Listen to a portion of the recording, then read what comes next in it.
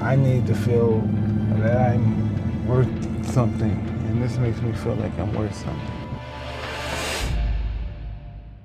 I'm Ari Carpel with Time. Today I'm in Las Vegas at the home of Mike Tyson.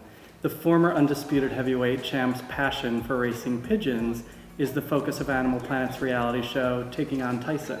Mike, thanks so much for having us to your home. It's a pleasure to be here with you. A reader in Venice, California wants to know, what makes a good fighter? You know, a good fighter is not necessarily the greatest fighter ever lived. It's where you want to go. You know what I mean?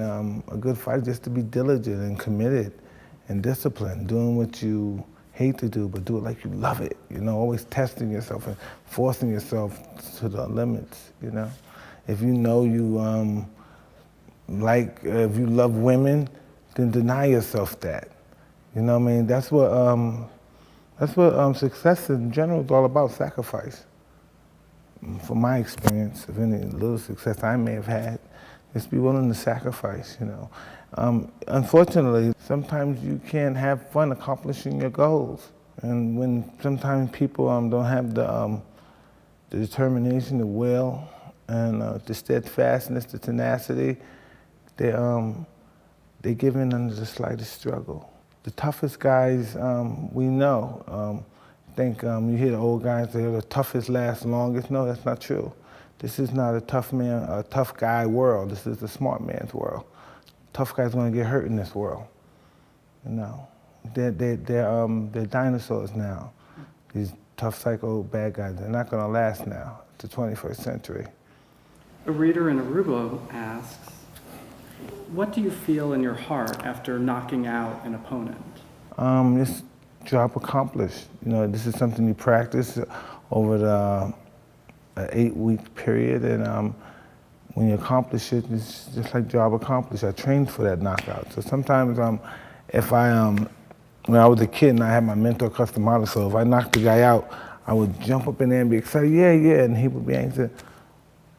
What are you excited for, jumping around for? What's wrong with you? He said, why you act like this is luck? Like, you've been doing this for 8 weeks. You anticipated this happening. Why are you acting so surprised that it happened when you participated in it happening for 8 weeks? Anything different would be a failure. A reader in Italy asks, what would you have done differently?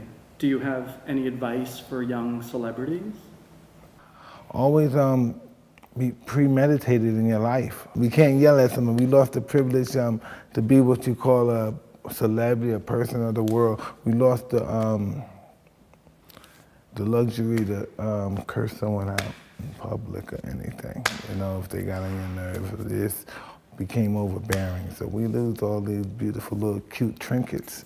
You know, when we get this, whoever they call us, beautiful people, smucks, phony people, whatever it is, you know. But what I realized in life, what I wanted to say to him is that I always thought the more I require was that I became a bigger man because I required so much and I had so much. But what I found out in life, as life goes on, life is about losing.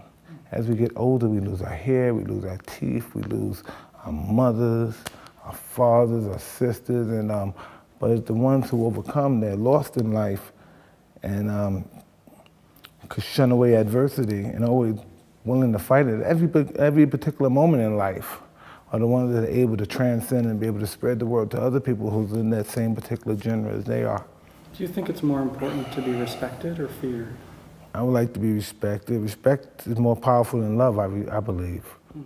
You know, but how many people out of the obligation of love, Machiavelli, out of the obligation of love, have we hurt? Just think about it. Everybody that's listening to me, just think out of the obligation of love. This is my sister, my brother, my girlfriend that I cheated on. My boyfriend who I didn't tell him everything, else he should have knew this is not his child, or whatever the situation may be, you know what I mean? We just have to know this is what it is, you know what I mean? Some people can get by with just being respected. Some people get higher for being feared. Jeff from Laguna Niguel, California asks, that's an awesome neighborhood, right? That's an awesome neighborhood. I love that neighborhood. when will we see you again on the big screen? And we have a production company called Tyrannic, and we're working on a project. I wish I could tell you, hopefully with HBO, we're working on a project. And it's just going to really, God willing, a lot of things are going to happen that, it's going to be pretty good, and I'm just very grateful. Well, yeah, what I'm trying to convey is gratitude. I'm just really happy everything happened. Because, I was really, I was really on drugs and doing real bad and having nothing at first, and I don't know, one day just boom, something happened. Maybe my daughter died, and that's what happened. Things changed. I don't know who that guy was no more. And it's really bizarre, I was just raised in hell, just chasing people out, just chasing the whole strip club, just doing really crazy stuff. And I just knew it was time to just try to grow up a little bit. The immaturity was just out of whack. So I don't know, I made this commitment with myself that I'm gonna suit up and boot up, come to work, at least ready to work, and just try to do the right thing. I'm not gonna harass my wife and treat my wife bad like I've done to my wife and girlfriends in the past. Everything has to be new. You know what I mean?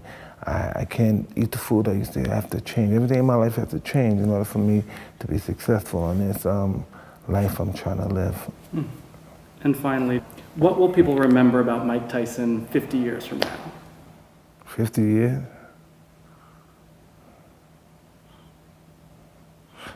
I don't know, I'm the most destructive, ferocious fighting machine that God ever created. Yeah, that's what I think. Well, Mike, thank you so much. It was It's a really pleasure, interesting Ari. talking. Thank you, brother. 5, 4, 3, 2, 1, open. We're in another world up here. Joe, let it go. Mike better get ready. He's gonna get an ass whooping. We're not easy pickings. When you do something, you got to do it 100%. We're gonna win because nobody wants to get hit by Mike.